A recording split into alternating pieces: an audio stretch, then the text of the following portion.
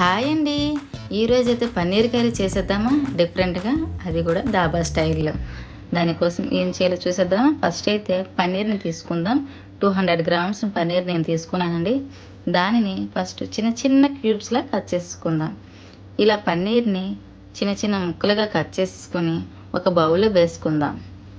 ఇలా బౌల్లో వేసుకున్నాక దీనికి ఫస్ట్ మ్యారినేట్ చేయాలి కదా, అందుకోసం కొద్దిగా సాల్ట్ వేసుకుందామండి. కొద్దిగా సాల్ట్, అలాగే చిటికెడంత పసుపు, జస్ట్ పసుపు, కొద్దిగా కారం, 2 స్పూన్ల ఆయిల్ అయితే వేసుకుందాం ఇందులో. మరి ముక్కకి మంచిగా పట్టాలి కదండి, అందుకు. సో ఆయిల్ అయితే వేసేసాం కదా. ఇప్పుడు జస్ట్ అలా మొత్తం ప్రతి ముక్కకు కూడా ఆయిల్ అండ్ పసుపు, కారం, ఉప్పు పట్టేలా కలిపేసుకుందాం నీట్గా. దీనిని అయితే 10 నిమిషాలు పక్కన పెట్టేద్దాం, సరేనా? ఓకే. ఇప్పుడు కర్రీకి కావాల్సిన ఐటమ్స్ చూసేద్దాం. ఫస్ట్ అయితే బిర్యానీ ఆకు, దాల్చిన చెక్క, కస్తూరి మేతి, కొత్తిమీర, అల్లం వెల్లుల్లి పేస్ట్, సాజీరా, ఇలాచి, అలాగే లవంగాలు, ఇంకా పసుపు, కారం, సాల్ట్, అలాగే పెరుగు, ధనియాల పొడి, గరం మసాలా, టమాటా ప్యూరీ, ఇవైతే కావాల్సినవి. ఇప్పుడైతే కుకింగ్ స్టార్ట్ చేసేద్దామా. ఫస్ట్ అయితే ఒక బాండీ పెట్టుకొని అందులో 5 నుంచి 6 స్పూన్ల ఆయిల్ అయితే వేసేద్దాం.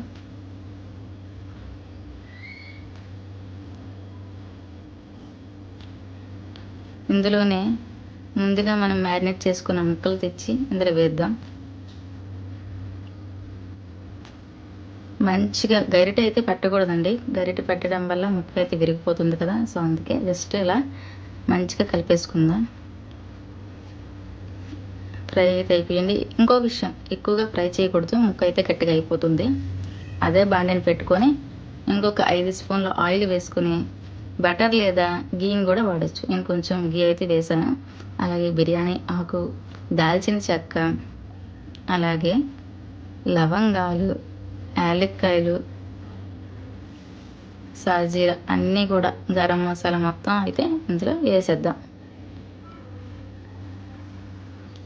ఇది కొంచెం ఫ్రై అయ్యాక ముందుగా ఆనియన్స్ కట్ చేసి పెట్టుకున్నాను కదా, కొంచెం చిన్న ముక్కలుగా కట్ చేసుకున్న ఆనియన్స్ అయితే ఇందులో వేసేద్దాం. మంచిగా మగ్గించాలండి,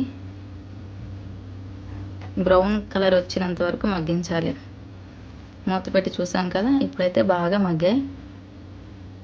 ఇందులోనే ఫ్రెష్గా దంచుకున్న అల్లం వెల్లుల్లి పేస్ట్ అయితే వేసేద్దాం.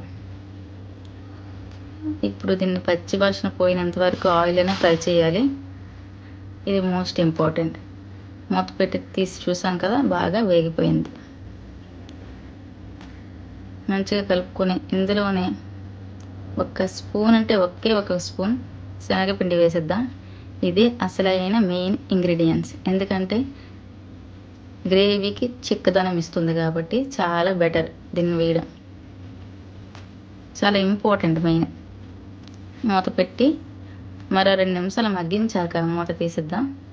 ఇందులోనే పసుపు, రుచికి తగ్గ కారం, ధనియాల పొడి, జీలకర్ర పొడి వేద్దాం.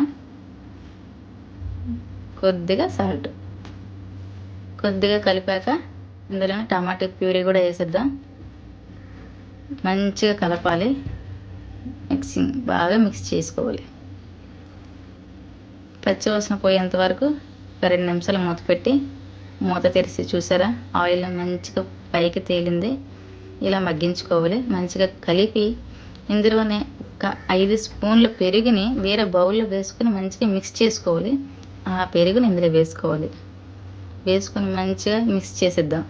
చాలా కలపాలి బాగా. ఇందులో మూత పెట్టి చూద్దాం. ఇప్పుడు మూత తెరిచి చూసాం కదా, ఆయిల్ అయితే బాగా పైకి తేలింది. మంచిగా కలుపుకుందాం. బాగా కలిపాక ఇందులో ఒక కప్పుడు వాటర్ అయితే వేసేద్దాం. మంచిగా కలిపి రుచికి తగ్గ సాల్ట్ ఇప్పుడే చూసుకోవాలండి. చూసారా, మంచిగా ఉడుకుతున్నాయి కదా వాటర్ అయితే. ఇందులోనే ఇప్పుడు పన్నీర్ ముక్కలు వేసేద్దాం. పన్నీర్ ముక్కలు వేసాక గరం మసాలా వేయాలండి లాస్ట్లో. గరం మసాలా వేసి జస్ట్ ఇలా ఎక్కువసేపు కలపకూడదు, ముక్క విరిగిపోతుంది. జస్ట్ కలిపి మూత పెట్టేద్దాం.